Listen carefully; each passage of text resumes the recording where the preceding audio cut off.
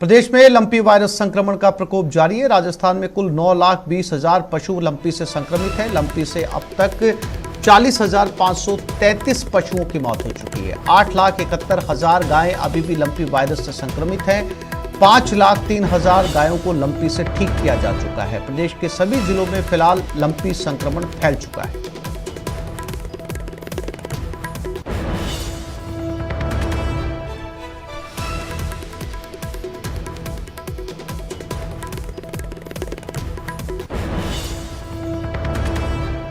पूरा प्रदेश इस समय लंपी वायरस की चपेट में आ चुका है और लाखों की तादाद में पशुओं के अंदर यह संक्रमण फैल चुका है। हजारों पशुओं की इसमें अब तक मौत हो चुकी है। हालांकि पशु चिकित्सा विभाग लगातार कोशिशें कर रहा है कि किसी तरीके से इन पशुओं की जान को बचाया जा सके। रिकवरी भी पशुओं की लगातार हो रही है, ऐसी खबरें भी लगातार सामने मिल रही हैं। बावजूद इसके संक्रमण फिलहाल रुकने का दूर दूर तक कहीं नामो निशान नहीं।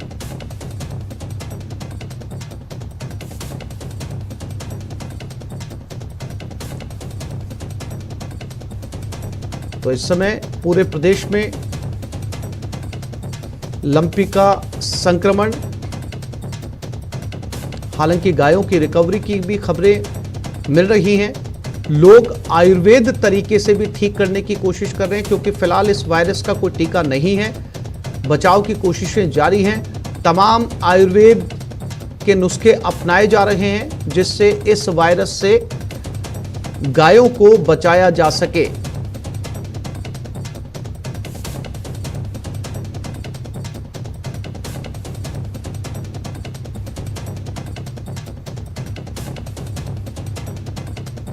और इसी खबर पर गंगानगर से अशोक शर्मा हमारे साथ जुड़ गए हैं और जोधपुर से चंद्रशेखर। सबसे पहले गंगानगर की तरफ रुख करते हैं। अशोक, शुरुआत में सबसे ज्यादा आंकड़े गंगानगर से सामने आए थे और फिर ये आंकड़े फैलते फैलते पूरे प्रदेश में जा चुके हैं। इस समय एक भी जिला ऐसा नहीं है जहां लंपी का संक्रमण ना हो। अशोक, गंगानगर में दूध उत्पादन पर इसका असर देखा जा रहा है, साथ ही साथ पशुओं के अंदर इसकी संख्या भी बढ़ती जा रही है। लेकिन क्या इस तरह की खबरें भी गंगानगर से सामने आ रही है अशोक, जहां पर इस बीमारी से गायों की रिकवरी हो रही है?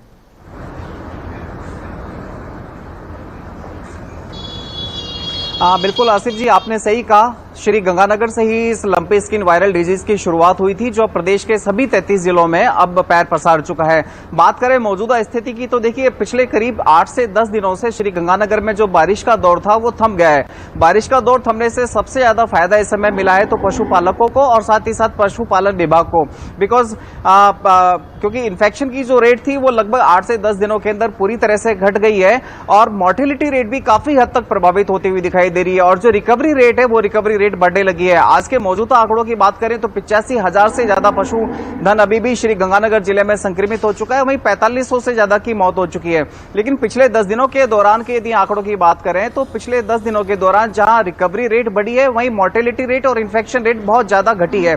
तो निश्चित तौर पर पशुपालन विभाग के साथ साथ पशुपालकों को एक बड़ी राहत मिलती दिखाई दे रही है।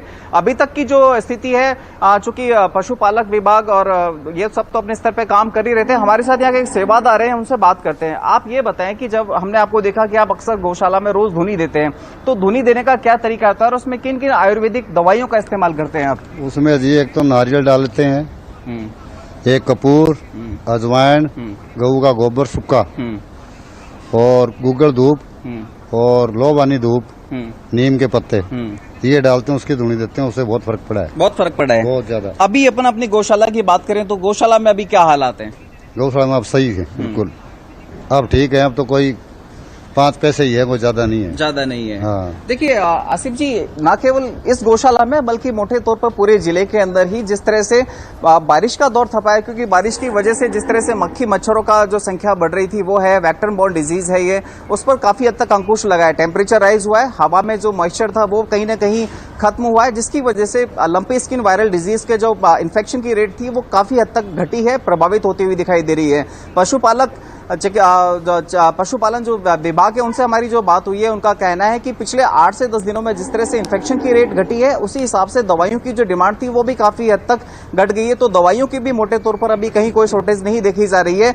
अब चूंकि आगे आने वाले दिनों में यदि बारिश का दौर एक बार फिर से शुरू होता है तो जरूर थोड़ी सी प्रॉब्लम पशुपालक को हो सकती है, क्योंकि एक बार फिर से ये लंपी स्किन वायरल डिजीज पैर पसार सकती है। लेकिन पिछले 8 से 10 दिनों के दौरान अब ये लंपी स्किन वायरल डिजीज कहीं ना कहीं काबू में होती हुई दिखाई दे रही है। इन्फेक्शन रेट काफी हद तक गिर चुकी है, मोर्टेलिटी रेट काफी हद तक गिर चुकी है और रिकवरी रेट भी काफी तेजी से बढ़ रही है। जी आशिफ जी, ये एक अच्छा साइन अशोक कहा जा सकता है कि अगर रिकवरी रेट बढ़ रही है, अगर इस तरीके के आंकड़े भी सामने आ रहे हैं। राजधानी जयपुर की बात कर लेते हैं, राकेश शर्मा हमारे साथ जुड़ गए। राकेश, हम गंगानगर की कुछ तस्वीरें देख रहे थे।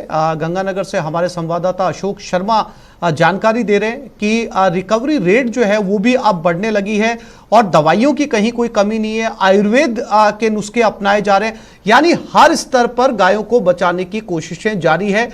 राजधानी से क्या तस्वीरें राकेश? बिल्कुल, देखिए आसिफ, एक अच्छी खबर है क्योंकि रिकवरी रेट बढ़ने के साथ साथ जो मृत्यु दर है उसमें भी 90% तक की गिरावट आई है। पहले बाड़मेर में 542 पशु प्रतिदिन लगभग 1 अगस्त के आसपास आए थे, अब 22 से 23 पशु प्रतिदिन की मौत हो रही है। इसके अलावा संक्रमण दर, चूँकि जो प्रकृति से मौसम में जो बदलाव हुआ है, बारिश कम हुई है और तापमान बढ़ा है, इसके कारण जो संक्रमण दर है उसमें भी बहुत तेज़ी से गिरावट आई है। पहले 30 से 40 हज़ार पशु प्रतिदिन संक्रमित आ रहे थे, जो अब 10 से 12 हज़ार रह गए हैं। यानी जो सर्वाधिक संक्रमित जिले हैं वहाँ पर अब मृत्यु दर, संक्रमण दर कम हुई है। नए जिले में संक्रमण दर इसलिए कम है क्योंकि वहाँ पर गॉटपॉक्स वैक्सीन का टीकाकरण किया जा रहा है। एक जो केंद्रीय गाइडलाइन है उसके अनुसार रिंग वैक्सीनेशन का कार्य जारी है। लगभग 5 लाख पशुओं में वैक्सीनेशन अब तक कर दिया गया है। पशुपालन विभाग के साथ साथ गौपालन विभाग और राजस्थान कोऑपरेटिव डेयरी फेडरेशन ये टीकाकरण अभियान में जुटे हुए हैं। तो अब जो राजस्थान में लगभग 9 लाख से ज़्यादा पशु संक्रमित तो हुए हैं, लेकिन अब जो संक्रमण दर है वो कम हुई है। साथ ही जो पड़ोसी राज्य हैं, उत्तर प्रदेश, मध्य प्रदेश, इन राज्यों में अब लंपी वायरस तेजी से पैर पसार रहा है। वहाँ की दोनों सरकारें राजस्थान सरकार से लगातार संपर्क कर रही हैं और ये जानने की कोशिश कर रही है कि राजस्थान ने किस तरीके से जो ये लंपी वायरस पर काबू पाया। यहाँ की जो चिकित्सा की आयुर्वेदिक प्रणाली है, होम्योपैथिक प्रणाली है, उनको भी मध्य प्रदेश और उत्तर प्रदेश सरकार ने अपनाया है। चूँकि जो आयुर्वेदिक प्रणाली है उससे गायों की इम्यूनिटी लेवल में बहुत अच्छा सुधार हुआ है और उससे संक्रमण दर घटने के साथ साथ मृत्यु दर में भी गिरावट हुई है। तो निश्चित तौर पर राजस्थान में अब ये चीज कंट्रोल में आने लगी है और जैसे जैसे मौसम में बदलाव होगा ये जो मृत्यु दर और संक्रमण दर है ये और भी कम होगी। जी आसिफ, हमारे साथ जोधपुर से चंद्रशेखर भी जुड़ गए, उनसे जानकारी लेते हैं। चंद्रशेखर, पूरे प्रदेश के अंदर इस समय लंपी वायरस है और जोधपुर में भी एक बड़ा हिस्सा जो है वो दूध उत्पादन का पूरे प्रदेश में जाता है, उस पर भी असर पड़ा है। अब जब साफ तौर पर दवाइयां देने का सिलसिला शुरू हो चुका है, इसके अलावा लोग अपने स्तर पर जो है वो आयुर्वेद का सहारा ले रहे हैं, तो जोधपुर के आंकड़े इस समय लंपी वायरस को लेकर क्या है? क्या वहां पर भी रिकवरी रेट देखी जा रही है? चंद्रशेखर,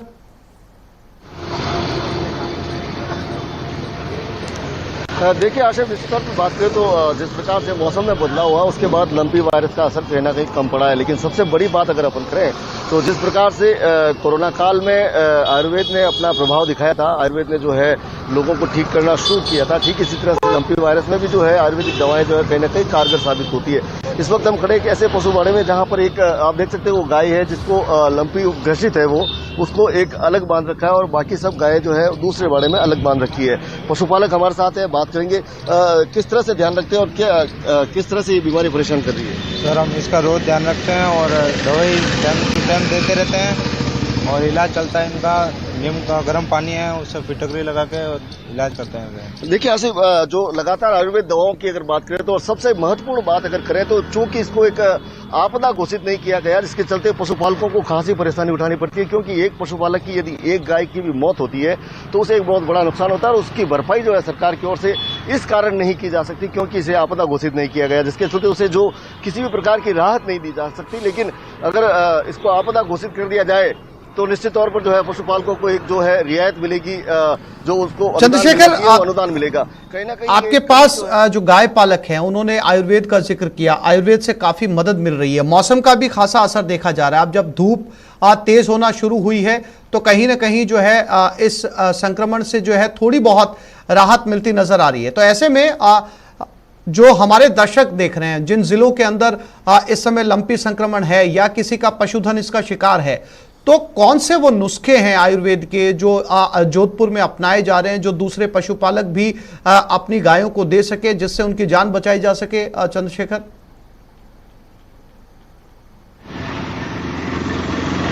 देखिए आसिफ, अगर बात करें तो आयुर्वेद के जो नुस्खे हैं, जो खुद आयुर्वेद मंत्री यहाँ पर बताकर गए थे जोधपुर में प्रेस वार्ता के दौरान, उन्होंने बताया था कि गुड़ और उसके साथ जो है हल्दी का जो एक लड्डू बनाकर जो है गाय को दिया जा सकता है। इसके अलावा फिटकरी, नीम, इनको जो है गर्म पानी में डाल के गाय को स्नान कराया जा सकता है और फिटकरी से उस जगह को जहाँ पर गाय रहती है उसको साफ किया जा सकता है। इस तरह के जो सारे नुस्खे आयुर्वेद के उन्होंने बताए थे और कहीं ना कहीं कारगर साबित हुए हैं। कई ऐसी गायें हैं जो रिकवर हुई है।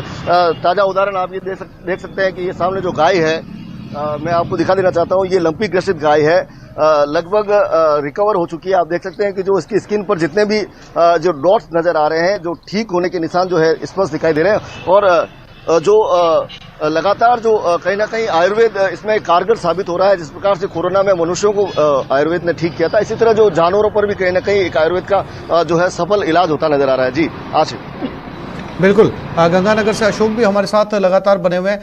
अशोक, इस समय जो है रामबाण साबित हो रहा है आयुर्वेद, और कहीं ना कहीं पशुपालकों को यह भी समझ में आ रहा है कि जो संक्रमित पशु हैं उन्हें जो अस्वस्थ पशु हैं उनसे अलग किया जाए। लगातार डॉक्टर्स भी ये कह रहे हैं, और मौसम का बदलाव जो है वो अपने आप के अंदर एक बड़ा कारक है रिकवरी होने के अंदर। राकेश भी जो है वो राजधानी से हमारे साथ लगातार बने हुए। राकेश, मौसम एक बड़ी वजह है जिससे रिकवरी के आंकड़े बढ़े?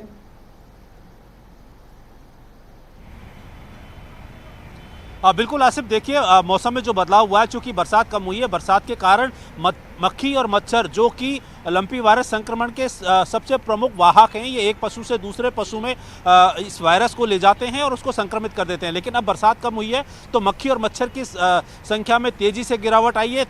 धूप जो बड़ी है, तापमान बढ़ा है, इसके कारण मक्खी मच्छर जो है लगभग बहुत कम हो गए हैं, जिससे संक्रमण दर में बड़ी तेजी से गिरावट आई है और मृत्यु दर भी कम होने लगी है। दूसरा, जिस तरीके से अब पशुपालकों को पता चला है कि लंपी वायरस संक्रमण से निपटने के इंतजाम क्या हैं, तो जो गाइडलाइन आयुर्वेद विभाग ने जारी की थी, 3 चरणों में उन्होंने जो है आयुर्वेदिक उपचार बताया था। प्रथम चरण में यानी लंपी वायरस से पहले अगर बचाना है तो उसकी इम्यूनिटी लेवल को स्ट्रॉन्ग किया जाए। इम्यूनिटी लेवल बढ़ाने के लिए जो एक पारंपरिक नुस्खा जो है, जिसमें गुड़ के लड्डू बना करके उसमें काली मिर्च, लौंग, तुलसी के पत्ते ये और दालचीनी के साथ साथ जो इस तरह के उपाय किए जाते हैं। दूसरा, जब पशु संक्रमित हो जाता है तो संक्रमण के दौरान आयुर्वेदिक नुस्खे जो बताए थे, जिसमें अश्वगंधा का चूर्ण यानी उसका इम्यूनिटी लेवल कैसे पशु का बढ़ाया जाए, तो वो खाने की चीजें बनाकर देनी होती हैं। तीसरा, संक्रमण के बाद जब पशुओं के शरीर पर चकत्ते के निशान हो जाते हैं। जी राकेश, बिल्कुल ऐसे में अगर आम लोग भी अपने स्तर पर